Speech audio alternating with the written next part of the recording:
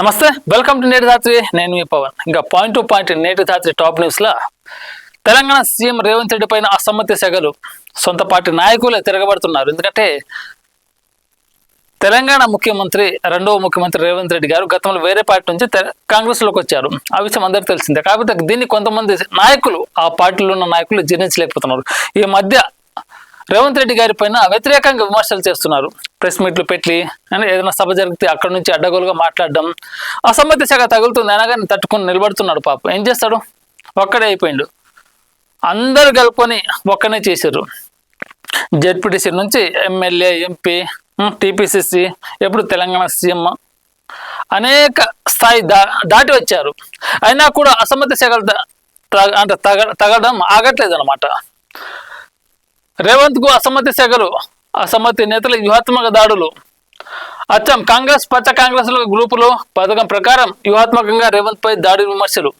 అసమ్మతి కట్టడికి రేవంత్ దూకుడు వ్యూహం, అధిష్టానం అండం పుష్కలం. అంటే రేవంత్ రెడ్డి గారికి అధిష్టానం అండ ఉంది. ఆ అండ ఉంది కాబట్టే మిగతా సీనియర్ నాయకులు కూడా దాడి చేయట్లేరు. రేవంత్ రెడ్డి గారికి అధిష్టానం అండ కూడా లేకపోతే ఇంకా రేవంత్ రెడ్డి గారి పరిస్థితి ఎలా ఉన్నో అర్థం చేసుకోవచ్చు మనం. సొంత పార్టీ నాయకులే తిడుతున్నారంటే వాళ్ళ నాయకులంటే పక్కన పెట్టండి, ఆ నాయకుల వారసులు కూడా తిడుతున్నారు చివరికి రేవంత్ రెడ్డి గారిని. ఇంకా ఏమనాలి, అంత అలసియదు మంత్రులకు కానీ, ఎమ్మెల్యేలకు కానీ, ఎంపీలకు కానీ. ఎందుకంటే సీఎంని తిట్టే స్థాయికి వాళ్ళు వచ్చారంటే ఈరోజు ఆయన సీఎం అయ్యారు కాబట్టి ఎమ్మెల్యేలు ప్రజల్లో ఉంటారు, కానీ ప్రజలకు భరోసానిచ్చేది సీఎం మాత్రమే. ఎందుకంటే ఎమ్మెల్యేలకు నిధులు కావాలంటే సీఎం రిలీజ్ చేయాల్సిందే కదా. మన పార్టీ నాయకుడిని చూసి మాట్లాడేటప్పుడు కొంచెం చూసుకొని మాట్లాడుకోవాలి. మనలో మనమే కొట్లాడుకుంటే ప్రతిపక్ష నేతలకు మనం అలసైపోతాం కదా.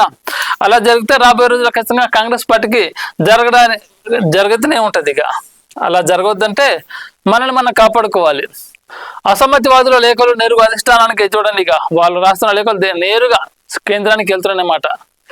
ఢిల్లీలో కాంగ్రెస్ పార్టీ ఆఫీస్కి వెళ్తున్నాయి అనమాట. రేవంత్ చరిస్మా, అసమ్మతి నేతలు లేకపోవడం మైనస్. రేవంత్ రెడ్డి గారి మాటలు, వాక్చాతుర్యం, ఆయన నడిపే విధానం బాగుంటాయి. అది ఉన్నది కాబట్టి అధిష్టాన దృష్టిలో ఆయనకి హీరోగా ఉన్నారు. సొంత పార్టీ నేతలు ఎంత కయ్యం దియ్యం తిట్టుకున్నా కానీ అధిష్టాన దృష్టిలో ఆయనకి ఇప్పటికీ హీరోనే. ఎన్నికలు జరిగితే సింగిల్ మెజారిటీ పార్టీగా కాంగ్రెస్, రెండో స్థానంలో బీజేపీ, కొన్ని సర్వేలు వెల్లడి.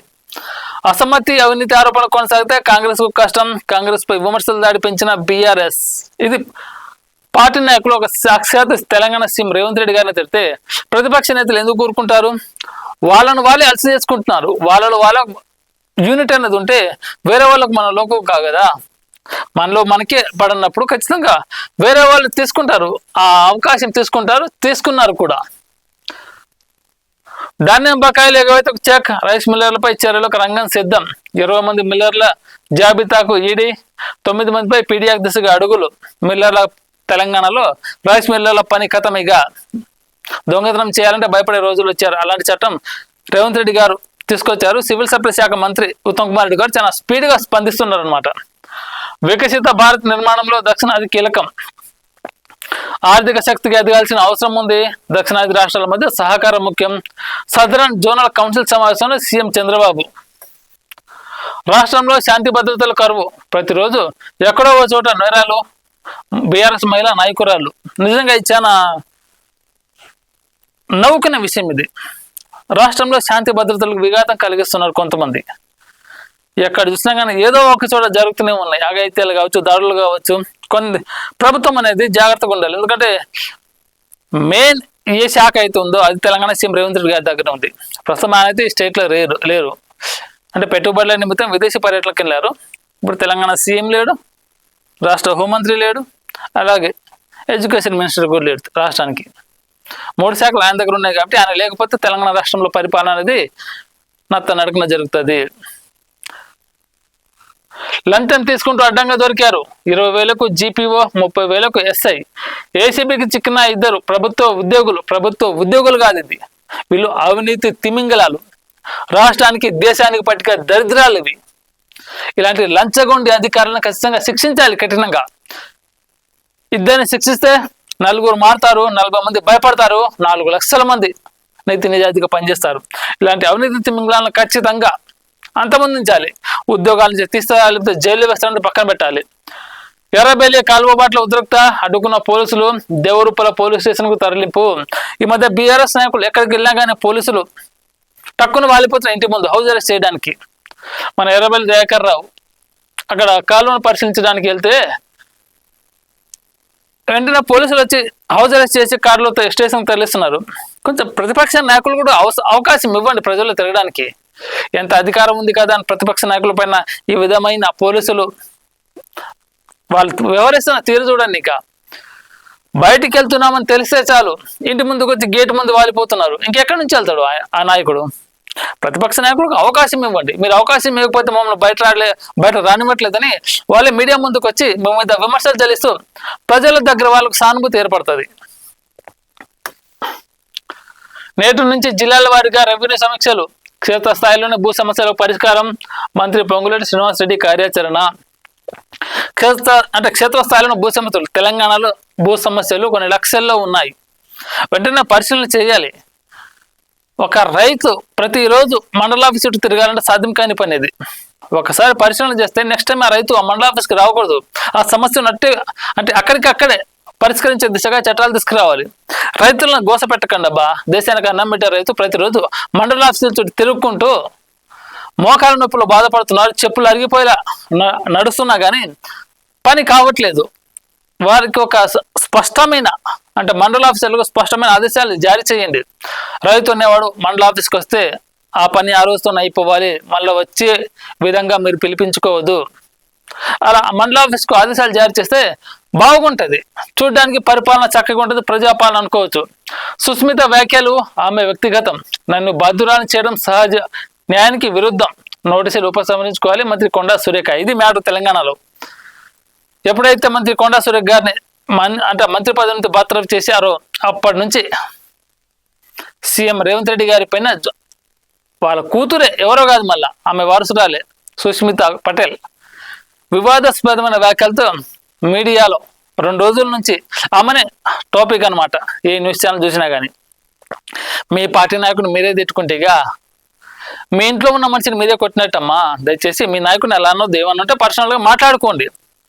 వ్యక్తిగత విభేదాలు భేషజాలం ఏదైనా ఉంటే వ్యక్తిగతంగా మాట్లాడుకోవాలి. కానీ మీరు ఇలా అందరి ముందు మీ పార్టీ పరువును మీరే బజార్కి ఇడుతున్నారు కదా. అధిష్టానం దృష్టిలో మీరు ఇంకా అలసైపోతారు. తర్వాత రావాల్సిన అవకాశాలు కూడా ఇవ్వరు. మీకు ఎమ్మెల్యే కావాలనుకుంటే పరకాల నుంచి మీరు కష్టపడి సంపాదించుకోవాలి, ప్రజా ఆదరణ పొందాలి. కానీ ఇలా నోటికి వచ్చినట్టు తిరిగితే ఇప్పుడు మీ తల్లిని మీరు బదనం చేసినట్టే కదా. ఇప్పుడు మీ తల్లి గారు అంటున్నారు కొండా సురేఖ గారు, సుస్మిత వ్యాఖ్యలు ఆమె వ్యక్తిగతం, నన్ను బాధ్యురాలు చేయడం సహజ న్యాయానికి విరుద్ధం, ఇప్పుడు నాకు సంబంధం లేదంటుంది. ఇప్పుడు దీనికి బాధ్యత ఉంచాలి ఖచ్చితంగా కొండా ఫ్యామిలీని. ఎందుకంటే ఆమె వారసురాలు కదా. ఆమె ఏం మాట్లాడినా ఖచ్చితంగా ఆమె బాధ్యత. ఆమె మినిస్టర్, ఎక్స్ మినిస్టర్. అలా మీ ఇంట్లో ముచ్చట మీ ఇంట్లోనే కథం చేసుకోవాలి. బయటకు వచ్చి అరిస్తే పోయేది మీ ఇంటి ముచ్చటే. ఇంకా తెలంగాణలో దోపిడీ పాలన, 22A భూములపై సిబిఐ విచారణ జరపాలి, మంత్రి పొంగులేటి రాజీనామా చేయాలి, బీజేపీ ఎంపీ లక్ష్మణ్. ఖచ్చితంగా తెలంగాణలో 22A అనేది ఒక వివాదాస్పదంగా మారింది. ఎన్నో వేల ఇళ్ళు, అందులో మినిస్టర్ల ఇల్లులు ఉన్నాయి, ఏకంగా తెలంగాణ సీఎం రేవంత్ రెడ్డి గారి ఇళ్ళే ఉన్నాయి. ఇదంతా బయటకు వచ్చేసరికి ఈ సర్వేలో జాప్యం జరిగిందని మంత్రి పొంగులేటి శ్రీనివాసరెడ్డి గారు అంటారు. ఇది ఎంతవరకు కరెక్ట్ తెలియదులే కానీ అసలు మినిస్టర్ల ఇల్లు సీఎంలు లేకపోతే ఈ చట్టం అనేది కంటిన్యూ అవుతుండే అని ప్రజలు అనుకుంటున్నారు. దాంట్లో కొంతమంది బడా నేతల ఇల్లులు ఉన్నాయి కాబట్టి ఎక్కడో జరిగింది సర్వేలో, మరి సరిదిద్దుతామని చెప్తున్నారు. ఖచ్చితంగా మంత్రి పొంగులేటి శ్రీనివాసరెడ్డి గారు చిన్న పొరపాటు చేస్తున్నారు, చేయాల్సిన పనిని స్పష్టంగా చేయలేకపోతున్నారు. ఆ చిన్న తప్పులు జరిగితే ఖచ్చితంగా ప్రజాపాలన దిశగా వెళ్తుంది. ఎందుకంటే ఇలా మిత్రపక్ష నేతలకు మీరు అలసైపోతున్నారు. మీ పరిపాలన ప్రజాపాలన లేదు, ప్రజాపాలన గాలికి వదిలేసిన పాలన ఉందని వాళ్ళు విమర్శిస్తారు.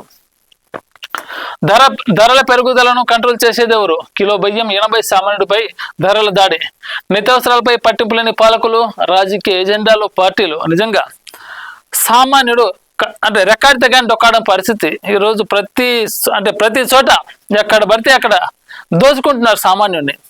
ధరల దగ్గర కావచ్చు, పెట్రోల్ రూపంలో కావచ్చు, నిత్యావసర సరుకుల దగ్గర కావచ్చు, ఏ విధంగా దోచుకోవాలో అంతకు మించి దోపిడీకి గురవుతున్న సామాన్యుడు. మరి ధరల నియంత్రణ చేసేది ఎవరు? ఖచ్చితంగా రాష్ట్ర ప్రభుత్వాలు, కేంద్ర ప్రభుత్వాలు ధరల విషయంలో ఒక నియంత్రణ తీసుకురావాలి. సామాన్యుని దోచుకునే విధంగానే కార్పొరేట్ శక్తులు విజృంభిస్తున్నాయి. వారికి ఖచ్చితంగా అడ్డుకట్ట వేయాల్సిందే మీరు. లేటెస్ట్ అప్డేట్స్ కోసం మన నేటి ధాత్రి ఛానల్ని సబ్స్క్రైబ్ చేయండి. అలాగే మీకు నచ్చిన వీడియోని లైక్ చేసి షేర్ చేసి కామెంట్ చేయండి.